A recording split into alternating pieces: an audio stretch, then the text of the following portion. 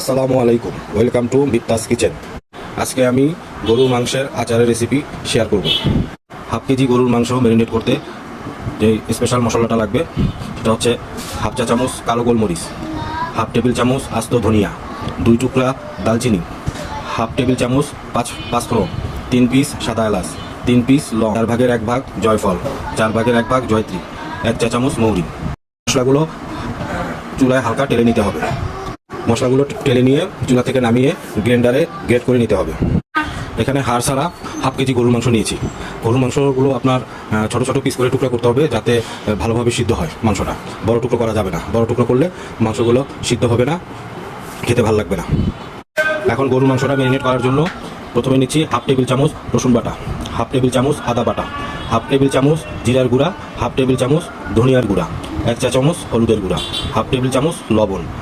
মশলাটা গুঁড়া করে রেখেছিলাম সেখান থেকে 1 টেবিল চামচ চামচ মরিচের গুঁড়া, 2 টেবিল চামচ সরিষার তেল। এখন মাংসটা ভালোভাবে ম্যারিনেট করতে হবে। ম্যারিনেট করে আধা ঘন্টার জন্য রেস্টে রেখে দিতে হবে। আধা ঘন্টা পরে ফিরে আসলাম। চুলায় একটা কড়াই বসিয়ে কড়াইতে 2 টেবিল সরিষার তেল ঢেলে দিতে হবে। এরপর ম্যারিনেট করা মাংসগুলো কড়াইতে দিয়ে ভাজতে হবে। ভেজে যখন মাংসের পানিটা বের হয়ে আসবে একটা ঢাকনা দিয়ে ঢেকে দিতে হবে। চুলার হিট মিডিয়াম লোতে রেখে মাংসটা সিদ্ধ হওয়া পর্যন্ত কষিয়ে নিতে হবে। মাংস থেকে বের হওয়া পানি দিয়ে যদি মাংসটা সিদ্ধ না হয় তাহলে গরম পানি দিয়ে সিদ্ধ করে নিতে হবে। মাংসটা প্রপারলি সিদ্ধ না হওয়া পর্যন্ত কষাতে হবে। মাংসটা প্রপারলি সিদ্ধ হয়ে যাওয়ার পরে মাংসটা আপনার অন্য একটা পাত্রে উঠিয়ে রাখতে হবে। এরপর আরেকটি কড়াই চুলায় বসিয়ে 1 কাপ সরিষার তেল কড়াইতে ঢেলে দিতে হবে। তেলে থেতো করা কিছু রসুনের কোয়া, আদা কুচি, 2টা তেজপাতা, 3-4টা শুকনো মরিচ। রসুন, আদা, শুকনো মরিচ, তেজপাতা ভালো মতো তেলে কিছুক্ষণ ভেজে নিয়ে এরপরে ভাজা গরুর মাংসগুলো তেলে দিয়ে দিতে হবে।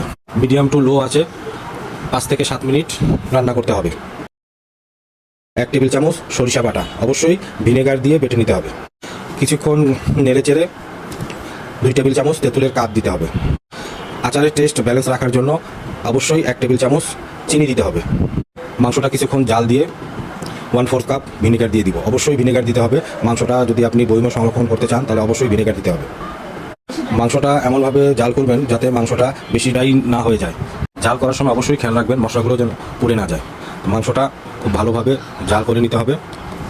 মাংসটা ভালোভাবে জাল করা হয়ে গেলে আপনার সর্বশেষ প্রথমে যে মশলাটা গুঁড়ো করে রেখেছিলাম তার বাকি অংশটা সবশেষে গরুর মাংসে দিয়ে দিতে হবে। সম্পূর্ণ মশলাগুলো যখন মাংসের গায়ে গায়ে লেগে যাবে তখন আপনার চুলার আঁচ বন্ধ করে দিতে হবে।